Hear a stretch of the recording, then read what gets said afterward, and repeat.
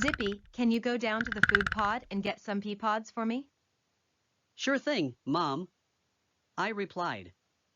I changed into my favorite holographic t-shirt and my comfy hover pants, ready for a little trip to the mall.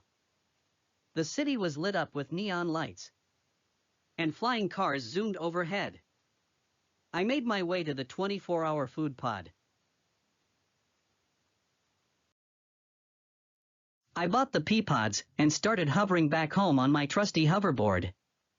I handed the peapods to my mom and went to my room to play with Bolt, my robot dog. Suddenly, Bolt started barking and flashing his alert lights, indicating something was wrong outside.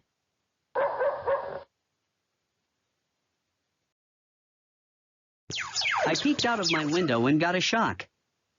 There was a figure, back turned to me, climbing over the laser fence of our neighbor's high-tech house across the street.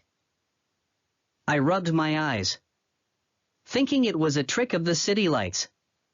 But the figure was still there, wearing a dark jacket and pants, with a bag slung over his shoulder. He looked super suspicious. Who would climb a fence into someone's house this late?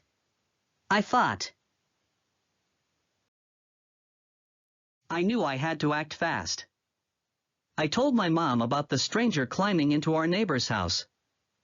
Mom was alarmed and told me to call the neighborhood security drones.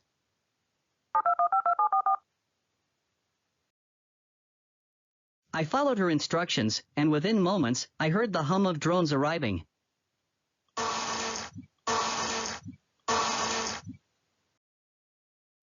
By then, the stranger was about to break the window.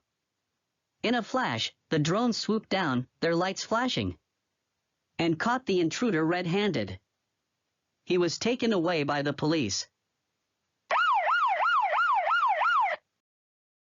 The next day, the headlines read, 42-year-old man caught attempting to steal. The intruder was none other than Mr. Wong, the unfriendly, an unpopular maintenance guy from our school, Stellar Academy.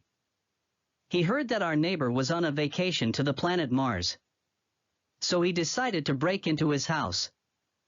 He admitted he was trying to steal our neighbor's valuable energy crystals. He was in debt to some dangerous folks and felt desperate. Mr. Wong was sentenced to 2 years in a rehabilitation center.